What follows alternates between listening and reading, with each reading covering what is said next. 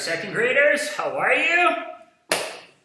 Ready for another one? Okay, we're back with our dear friend Ansel Adams, okay? Now, some of you sent me some of your pictures last week. Man, that was something.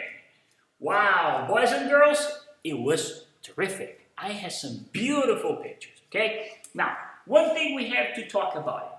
When you are out there as a photographer, remember that word photographer? Yes. And so Adams was a photographer. So photography was his art. So when you're taking pictures, you become a photographer because you're an artist. Okay? Photography, if you remember, is a form of art. Now, this week and next week, we're going to have photography assignments. Okay? So I want you to get used to that camera, all right? That camera, okay? I wish we had a camera like Ansel Adams. That's pretty cool too, right? Now, this is your camera, and that's how you make art. So what you're gonna do is you're gonna go out there and you're gonna take a few more pictures of nature.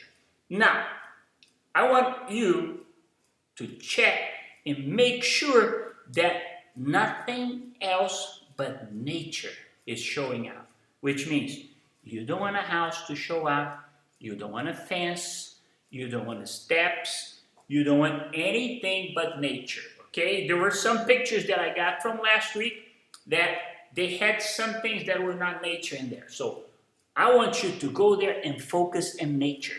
Go very close, okay? Even if you have to, and then make that picture black and white and send it to my email. Okay, go there, put in my email so I can look at it and I can give you a feedback. We can talk about it. All right? So this is our art lesson for this week. Next week, you're going to have another photography one that I'm preparing for you. But this week, we're still going to work with that nature picture. If you already sent me a picture, you know what?